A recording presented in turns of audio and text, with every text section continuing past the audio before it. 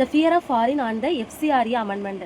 அப்போ ஏதோ ஒரு அமெண்ட்மெண்ட் பண்ணுறாங்க, அதனால என்ன ஆகுது, ஃபாரினுடைய ஒரு பயம் அப்படின்றத சொல்கிறாங்க. என்ன பயம்ன்றதை பார்ப்போம். த எஃப்சிஆர்ஏ அமெண்ட்மெண்ட் ஆர் அன்ஃபேர். ஆர்னா என்ன அர்த்தம், ஸ்டேட்டு. இந்த அமெண்ட்மெண்ட் எப்படி இருக்குது அப்படின்ற அது நிலையை சொல்லுது. எப்படி இருக்குன்னா அன்ஃபேராக இருக்குன்னு சொல்கிறாங்க, நேர்மை இல்லாமல் இருக்குது. எதில் அப்படின்னு பார்த்தோம்னா இன் பிரின்சிபல் அண்ட் ப்ரொசீஜர். அதனுடைய கொள்கையில் வந்து எப்படி இருக்குது, ப்ரொசீஜர்லையும் அன்ஃபேராக இருக்குது அப்படின்னு சொல்கிறாங்க. என்னன்னு பார்த்தோம்னா the centre wants to restrict foreign contribution to individual and organization in India. Central government என்ன விரும்புது, வாண்ட்ஸ்னா விரும்புது, அவங்களுக்கு என்ன பண்ணுறாங்கன்னா டு ரெஸ்ட்ரிக்ட் பண்ணுறாங்க, தடை பண்ணுறாங்க. யார் மேலே தடை பண்ணுறாங்க அப்படின்னு பார்த்தோம்னா ஃபாரினில் கான்ட்ரிபியூஷன் பண்ணுறாங்கல்ல, ஃபாரின் கான்ட்ரிபியூஷன் வந்து இந்தியாவில் ஒரு ஃபாரின்காரவங்க வந்து இந்தியாவில் ஒரு இண்டிவிஜுவல்கிட்டையோ இல்லை ஒரு ஆர்கனைசேஷன்ட்டையோ கான்ட்ரிபியூஷன் பண்ணுறாங்களே, ஒரு பங்கு வைக்கிறாங்க அப்படின்னா அதுக்கு என்ன பண்ணுறாங்கன்னா தடை வைக்கிறாங்க. ஆனால் இது என்ன இன்டென்ஸ் டு டூ ஸோ. அப்போ டு டூ ஸோ அப்படின்றது என்ன அர்த்தம்னா ஒரே விஷயத்த மறுபடியும் திருப்பி சொல்கிறதுக்கு பதிலாக இந்த மாதிரி ஸோ போட்டு சொல்லுவாங்க. அவங்களுடைய இன்டென்ட் அப்படின்றது என்னென்னா நோக்கம், அவங்களுடைய இன்டென்ஷன் என்ன அப்படின்னு பார்த்தோம்னா ரெஸ்ட்ரிக்ட் பண்ணுறாங்க. அப்படி அந்த ரெஸ்ட்ரிக்ட் பண்ணுறது எப்படி இருக்குது அப்படின்னு பார்த்தோம்னா செலக்டிவாகவும் ஒப்பாக் மேனராகவும் இருக்குது. ஒப்பாக் மேனர்னா என்ன அர்த்தம்னா அன்கிளியராக இருக்குது அப்படின்ற மாதிரி சொல்கிறாங்க. அப்புறம் ஃப்ரெஷ், அப்போ அன்கிளியராக இருக்குது அப்படின்னு சொல்கிறாங்கன்னா என்னென்னலாம் அன்கிளியராக இருக்குது அப்படின்றத பின்னாடி சொல்லுவாங்க. Fresh set of amendments to the foreign contribution act. இந்த நம்ம முன்னாடியே பார்த்தோம் எஃப்சிஆர்ஏன்னு பார்த்தோம். எஃப்சிஆர்ஏ அப்படின்னா என்னென்னா ஃபாரின் கான்ட்ரிபியூஷன் ரெகுலேஷன் ஆக்ட். இந்த ஆக்டில் ஏதோ ஒரு மாற்றத்தை கொண்டு வந்திருக்காங்க. அது எப்படி இருக்குது அப்படின்னு சொன்னால் நவ் இப்போ டெம்ப்ரரிலி எப்படி ஆயிருக்கு, ஸ்டால் பண்ணப்பட்டிருக்கு. ஸ்டால் அப்படின்னு சொன்னோம்னா தடை பண்ண, அதாவது ரெஸ்ட்ரிக்ட் பண்ணியிருக்காங்க அப்படின்னு அர்த்தம். எதனால, டியூ டு அப்படின்னு வந்துச்சுன்னா பின்னாடி ரீசன் சொல்லுவாங்க. என்ன ரீசன், ப்ரொட்டஸ்ட் அப்படின்றதுனால. ப்ரொட்டஸ்ட் பண்ணுற இப்போ வந்து நிறைய பேர் அதுக்காக ப்ரொட்டஸ்ட் பண்ணுறாங்க. இதை வந்து இப்படி பேன் பண்ணாங்க, இந்த மாதிரி அமெண்ட்மெண்ட்ஸ் கொண்டு வந்ததுனால ப்ரொட்டஸ்ட் பண்ணதுனால தற்காலிகமாக அதை என்ன பண்ணியிருக்காங்கன்னா நிறுத்தி வச்சுருக்காங்க. இப்போ இந்த இடத்துல என்ன வந்திருக்கு, இஸ்ன்னு வந்திருக்கு. இஸ்ன்றது என்னது, வெர்ப். அதுக்கான சப்ஜெக்ட் என்ன அப்படின்னு பார்த்தோம்னா ஃப்ரெஷ் செட் அப்படின்ற அர்த்தம். இந்த செட் அமெண்ட்மெண்ட்டுடைய செட் எப்படி இருக்குது அப்படின்னு சொன்னால் இஸ் அன் அட்டெம்ப்ட். இப்போ அட்டெம்ப்ட் பை த சென்டர். பைன்னு வந்துச்சுன்னா நம்ம என்ன பண்ணுவோம், பாசிவ் வாய்ஸ்ன்னு நினைப்போம். ஆனால் இங்கே பாசிவ் வாய்ஸ் கிடையாது, இது நார்மல் ப்ரிப்போசிஷன். யார், அதாவது ஆன் அட்டெம்ப்ட். நம்ம பாட்டு என்ன பண்ணிடக்கூடாது, அட்டெம்ப்ட் இஸ்ஸு அட்டெம்ப்டட் வரணும், V3 அதாவது ஒன்று பாசிவாக வரணும். அதை பண்ணுறது யார், சென்டர் அப்படின்னு நினைப்போம். ஆனால் இந்த இடத்துல அப்படி கிடையாது, ஸ்டேட்டாக தான் சொல்கிறாங்க. த செட் இஸ் அன் அட்டெம்ப்ட். இது வந்து சென்டர் உடைய ஒரு முயற்சி. இது வந்து ஆன் வந்திருக்கா, ஆர்டிக்கல் வந்துச்சுன்னா என்னது, நவுன் இருக்கணும். அப்போ இந்த அட்டெம்ப்ட்ன்றது ஒரு நவுனு, இந்த செட்டுன்றது இஸ் அன் அட்டெம்ப்ட், அதனுடைய முயற்சி. எதோட முயற்சினா சென்டருடைய முயற்சி. எதுக்கான முயற்சி அப்படின்னு பார்த்தோம்னா டு எம்பவர் இட் செல்ஃப் அப்படின்னு பார்த்தோம்னா ரிஃப்ளெக்சிவ் ப்ரொனவுன். அதை வந்து அவங்களையே சொல்லிக்கிற மாதிரி, அவங்கள எம்பவர் பண்ணிக்கிறணும், ஸ்ட்ராங்காக ஆகிக்கணும், ஸ்ட்ராங்காக காமிச்சிக்கணும். அந்த மாதிரி எப்படி அவங்க ஸ்ட்ராங்காக ஆகிக்கலாம் அப்படின்னு பார்த்தோம்னா to arbitrarily take control of assets owned by recipients of foreign contribution இருக்கிற ஒரு ரெசிபென்ட்ஸ்னா பெனிஃபிஷியரி, பயனாளர்கள். அவங்களுடைய இந்த இடத்துல என்ன ஆயிருக்கு, V3 அட்ஜெக்ட், இவங்க ஓன் பண்ணப்பட்ட அசட் அப்படின்ற மாதிரி வரும். அந்த ரெசிபென்ட்ஸ் உடைய ஓன் பண்ணப்பட்ட அசட்டை இவங்க என்ன பண்ணுறாங்கன்னா கண்ட்ரோல் பண்ணணும். இந்த மாதிரி கண்ட்ரோல் பண்ணுறது மூலியமாக அவங்க என்ன பண்ணிக்கிறாங்கன்னா அவங்கள எம்பவர் பண்ணிக்கிறாங்க அப்படின்னு சொல்கிறாங்க. இதை இன்ட்ரடியூஸ்ட் இந்த லோக்சபா ஆன் March 25, 2026. இதை என்னது, லோக்சபாவில் இன்ட்ரடியூஸ் பண்ணுறாங்க. The bill to amend the FCRA proposes a comprehensive statutory framework for a new designated authority. அதாவது இதில் என்ன சொல்ல வராங்கன்னா ஒரு பில் இருக்குது, ஒரு பில் கொண்டுட்டு வராங்க. அந்த பில் என்ன பண்ணுது அப்படின்னு பார்த்தோம்னா டு அமெண்ட், ஒரு மாற்றம் கொண்டு வருது. எதில் அப்படின்னு பார்த்தோம்னா FCRAல. அப்போ இந்த இடத்துல ப்ரொப்பசஸ் அப்படின்றது என்னது, வெர்பு. அதுதான் ஏதோ சொல்லுது, இந்த பில் வந்து சொல்லுது. என்ன சொல்லுது அப்படின்னு சொன்னால் இது ஒரு காம்ப்ரிஹென்சிவ் ஒரு frame work, statutory frame work. எதுக்காக அப்படின்னு சொன்னால் புதுசாக டெசிக்னேட்டட்னா அதாவது அப்பாயிண்ட் பண்ணப்பட்ட, இதுக்குன்னு ஒரு அப்பாயிண்ட் பண்ணியிருக்காங்களா அத்தாரிட்டி, அவங்களுக்கான ஒரு ஃப்ரேம் ஒர்க்கு. அது என்ன அப்படின்னு பார்த்தோன்னா to seize, manage and dispose of assets of organisation that lose their FCRA licence அப்படின்னு சொல்கிறாங்க. அப்படின்னா என்ன அர்த்தம்னா அவங்களுடைய லைசன்ஸை யாரெல்லாம் லாஸ் பண்ணுறாங்களோ அவங்களுடைய அசட்டை இந்த அத்தாரிட்டி என்ன பண்ணலாம்னா பறிமுதல் செய்யலாம், அதை மேனேஜ் பண்ணலாம், இல்லை நீக்கிடலாம் அப்படின்ற மாதிரி உரிமையை வந்து என்ன பண்ணுறாங்கன்னா இந்த பில்லு கொடுக்குது. அப்படின்றது தான் என்னது, இந்த bill clocked in the rhetoric of national security and foreign intervention. இந்த clocked அப்படின்றது என்ன அர்த்தம்னா V3 as adjective அப்படின்ற மாதிரி அட்ஜெக்டிவாக வந்திருக்கு. இந்த ஹோல் சென்டென்ஸுமே என்னென்னா எதை பற்றி சொல்லுதுன்னா இந்த மூவை பற்றி சொல்லுது. அப்போ இது ஒரு அட்ஜெக்டிவ் கிளாஸ் அப்படின்ற மாதிரி சொல்லலாம். clocked in the rhetoric அதாவது ஒரு நேஷனல் செக்யூரிட்டி இருக்குது, நேஷனல் செக்யூரிட்டி. அதே மாதிரி அதனால ஃபாரின் இன்டர்வென்ஷன் அர்த்தம் அவங்க இங்கேருந்து வர்த்தகம் செய்கிறது அந்த மாதிரி. அதை பற்றின ஒரு பேச்சுவார்த்தை. ரிட்டாரிக்னா என்ன அர்த்தம்னா பேசுகிறாங்களா இப்படிலாம் பண்ணுறோம் அப்படின்ற மாதிரி நல்லா பேசுவாங்கல்ல, அந்த மாதிரி சொல்லி அது என்ன பண்ணுறாங்கன்னா மறைச்சிடுறாங்க. அந்த மறைக்கப்பட்டது தான் என்ன அர்த்தம்னா மூவ். அப்படிப்பட்ட மறைக்கப்பட்ட ஒரு மூவு இது எதை காமிக்குது? த ஸ்மாக் ஆஃப் அப்படின்னு சொல்கிறாங்க. பேட் ஃபெய்த், ஒரு தவறான ஒரு நம்பிக்கையை காட்டுது. அப்படின்னா ஸ்மாக் ஆஃப் அப்படின்றதும் இப்போ இங்கே பாருங்களேன், ஸ்மாக்கு இங்கே ஸ்மாக்ஸ் ஆஃப், இது ரெண்டுக்குமே மீனிங் வேறு. இது ஒரு ஃப்ரேஸ், அதாவது he gave a smack on the table அப்படின்னா டேபிள் இவன் பட்டுன்னு என்ன பண்ணுறான் அடிச்சிட்டான் அப்படின்ற மாதிரி, ஹிட் அப்படின்ற மாதிரி மீனிங்கில் வரும். ஆனால் இதே இது த டிசிஷன் ஸ்மாக் ஆஃப் டிஸ்பரேஷன் அப்படின்னா அவனுடைய முடிவு எதை வந்து ஞாபகப்படுத்துது, ஒரு மாதிரி சஜஸ்ட் பண்ணுது, எதனா அவன் வந்து டிஸ்பரேஷன் ஒரு வருத்தத்தை நினைவூட்டுது அப்படின்ற மாதிரி அர்த்தம். அப்போ இந்த மூவி எப்படி காட்டுது அப்படின்னு சொன்னால் ஒரு பேட் ஃபெய்த்தை வந்து காட்டுது அப்படின்னு சொல்கிறாங்க. அதோட ஈவன் ஒர்ஸ், இன்னும் என்ன ஒர்ஸ் ஆகுது அப்படின்னு சொன்னால் ஒரு devious scheme to snatch assets built through legal means, ஒரு லீகலாக சம்பாரித்த அசட்டை ஸ்நாச் பறிமுதல் செய்கிறதுக்கான ஒரு டிவியஸ் ஸ்கீமாக என்ன அர்த்தம், ஏமாற்றக்கூடிய ஒரு ஸ்கீமாக இருக்குது அப்படின்றத சொல்கிறாங்க.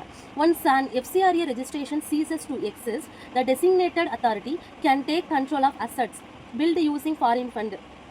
அதாவது ஸ்கூலு, ஹாஸ்பிட்டல் இந்த மாதிரி இந்த இடத்துல பாருங்களேன், அண்ட் யூஸ் தம் அப்படின்னா என்ன அர்த்தம்னா இது மூலியமாக ஸ்கூலோ ஹாஸ்பிட்டலோ பிளேசஸ் ஆஃப் ஒர்ஷிப்போ இந்த மாதிரி வாங்கின உருவாக்கப்பட்ட இதெல்லாம் யூஸ் பண்ணி யூஸிங் இது மூலியமாக உருவாக்கப்பட்ட அசட்ஸை என்ன பண்ணிக்கலாம்னா அவங்க இந்த டெசிக்னேட்டட் அத்தாரிட்டி அதாவது அசைன் பண்ண அத்தாரிட்டி என்ன பண்ணிக்கலாம், கேன் வந்திருக்கு, கேன் வந்துச்சுன்னா பின்னாடி என்ன வரணும், V1 வரும். கேன் டேக் ஆஃப் கண்ட்ரோல், அதனுடைய கண்ட்ரோலை எடுத்துக்கறலாம் அப்படின்ற மாதிரி சொல்கிறாங்க.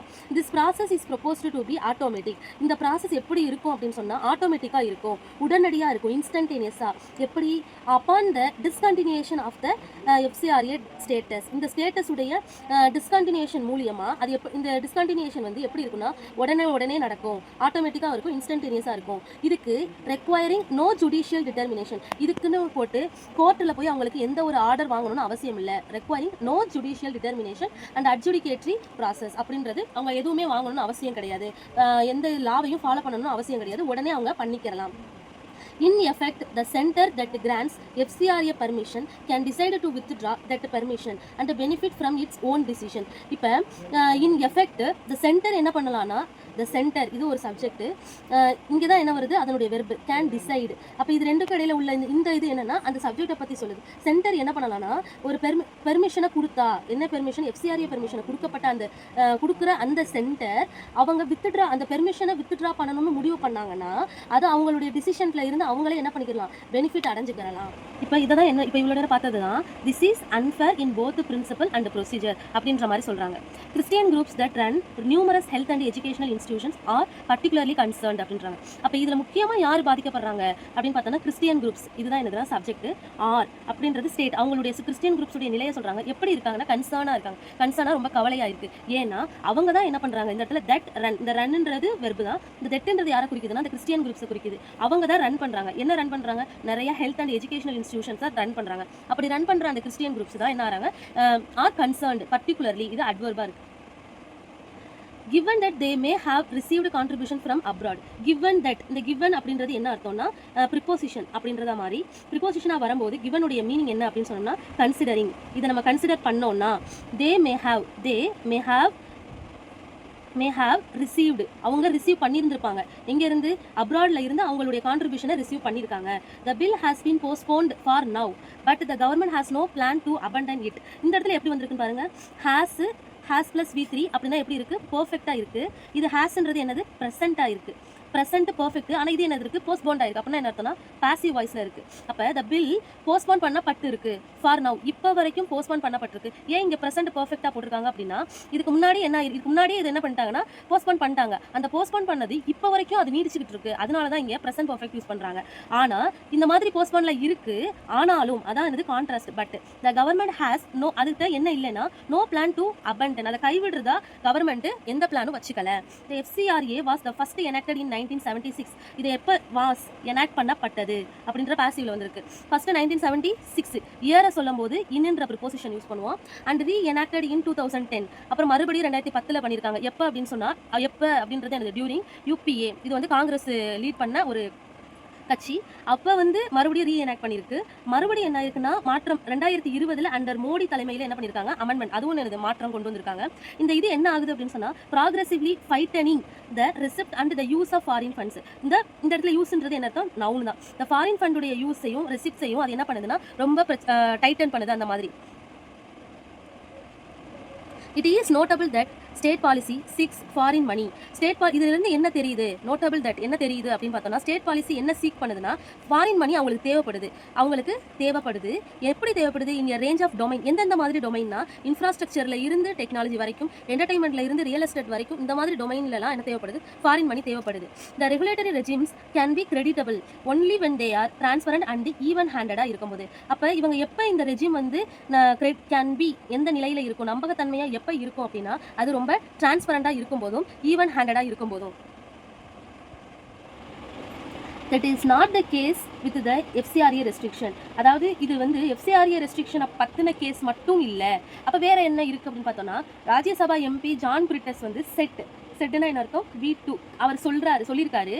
எங்கே சொல்லியிருக்காரு அப்படின்னு பார்த்தோன்னா ஹிஸ் பார்லிமெண்ட்ரி கொஸ்டின்ஸ் மூலியமாக சொல்லியிருக்காரு. ரிகார்டிங் என்ன பற்றின கொஸ்டின் அப்படின்னு பார்த்தோன்னா, FCRA cancellation non renewables and related data had been disallowed since 2024. இந்த இடத்துல எப்படி இருக்குது, பாஸ்ட் பர்ஃபெக்ட் பாசிவ்ல. ஏன்னா 2024 இருந்து இங்கே என்னது V2 வந்திருக்கு. ரெண்டு பாஸ்ட் டென்ஸை பற்றி பேசும்போது அப்போ இது வந்து இப்போ தான் சொல்லியிருந்திருப்பாரு பாஸ்ட் டென்ஸ். இப்போ பாஸ்ட்டுக்கு முன்னாடி சொல்லணும் அப்படின்னா என்ன அர்த்தம், பாஸ்ட் பர்ஃபெக்ட் டென்ஸ் யூஸ் பண்ணணும். அதனால தான் சின்ஸ் இயரை சொல்லும் போது சின்ஸ் அப்படின்ற மாதிரி சொல்லுவோமா. அப்போ சின்ஸ் 2024 இருந்து இது என்ன ஆகிருக்கு, டிஸ்அலோ பண்ணப்பட்டிருக்கு அப்படின்ற மாதிரி வரும். That leaves one with the reasonable assumption that the government allows only some to receive the foreign fund. இது எதை சொல்லுது அப்படின்னா, இது வந்து நமக்கு வந்து ஏதோ ஒன்று விட்டுட்டு போகுது. என்ன விட்டுட்டு போகுது அப்படின்னு பார்த்தோன்னா, ஒரு அசம்ஷன்ல விட்டுட்டு போகுது. என்ன அசம்ஷன் பார்த்தோம்னா, கவர்மெண்ட் அலோ பண்றாங்க. யாருன்னா சில பேரை மட்டும் அலோ பண்றாங்க. எதுக்காக அப்படின்னு பார்த்தோம்னா, ஃபாரின் ஃபண்டை ரிசீவ் பண்றதுக்கு அலோ பண்றாங்க அப்படின்ற மாதிரி ஒரு அசம்ஷன்ல நம்மளை விட்டுட்டு போகுது. அப்ப that built in favouritism apart. சரி, இப்போ இதை விட இந்த ஃபேவரட்டிசம் இருக்கட்டும், அதை தவிர்த்து வேற என்ன பண்ணுது அப்படின்னு பார்த்தோம்னா, the design of proposed legislation. இப்படி ப்ரொபோஸ் பண்ணப்பட்ட ரெஜிஸ்ட்ரேஷன் என்ன பண்ணுது, வயலேட் பண்ணுது. எதை வயலேட் பண்ணுதுன்னா, ஒரு நேச்சுரலா இருக்கிற ஒரு ஜஸ்டிஸுக்கான ஒரு கொள்கையவே என்ன பண்ணுதுன்னா மீறுது அப்படின்ற மாதிரி சொல்றாங்க. The assets built legally with the foreign funds before an organization loses its FCRA clearance cannot justly be subject to seizure under any subsequent regulatory action. Subsequentனா தொடர்ச்சியா, கண்டினியூவா அப்படின்ற மாதிரி, அடுத்தடுத்து அந்த மாதிரி.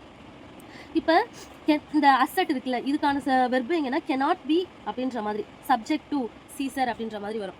இப்போ இந்த அசட் வந்து எப்படி உருவாக்கப்பட்டது, ஃபாரின் ஃபண்ட் மூலியமாக உருவாக்கப்பட்ட அசட்.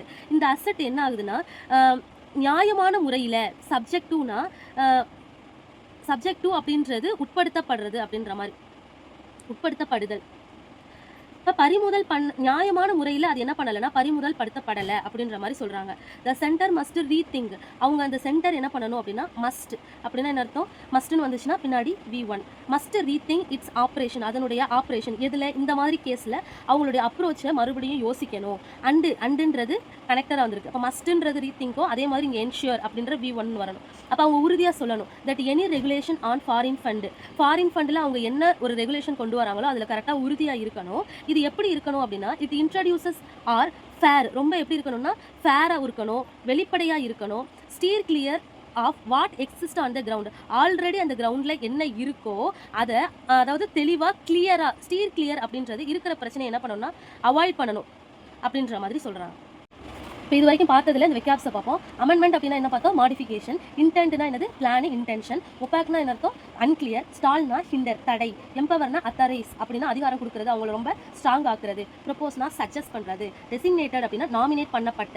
கிளாக் அப்படின்னா என்ன அர்த்தம், கன்சீல், மறைக்கப்பட்ட. ஜஸ்லின் பார்த்தோமா, ஜஸ்லினா இன் ஃபேர்வே, நியாயமா, நேர்மையா. ரிட்டாரிக் அப்படின்றது எலக்வன்ஸ், நல்லா பேசுவாங்க. அவங்க பேசுறது உண்மை மாதிரியே இருக்கும், ஆனால் அது உண்மையாக இருக்கணும்னு அவசியம் கிடையாது. அந்த தான் ரிட்டாரிக். ஸ்மாக் ஆஃப் அப்படின்றது சஜஸ்ட், ஏதோ ஒன்று நினைவூட்டுது. டிவியஸ் ஃபால்ஸ் அப்படின்னா டிசிட்ஃபுல் ஏமாத்துறது, இன்எஃபெக்ட் அப்படின்னு சொன்னா உண்மையில் ஆக்சுவலி, கிவன்னா நம்ம பார்த்த ப்ரிப்போசிஷனா இருக்கும்போது அதை கன்சிடரிங் சொல்லுவோம். எனாக்ட்னா எஸ்டாப்ளிஷ் ஒன்றை உருவாக்குறது, சீக் அப்படின்றது பர்சியூ எக்ஸ்ப்ளோர் ஒன்றை தேடி போகிறது, ஈவன் ஹேண்டட் அப்படின்னா அன்பயாஸ்டு எந்த பக்கமும் சாராம நேர்மையாக கரெக்டாக இருக்கிறது, ஸ்டீர் கிளியர் ஆஃப் அப்படின்னு சொன்னா டு அவாய்ட் ஏன் அதை அவாய்ட் பண்ணணும் அப்படின்னு சொன்னா அதனால எனது ஒரு டேஞ்சரஸ் அப்படின்றதுனால.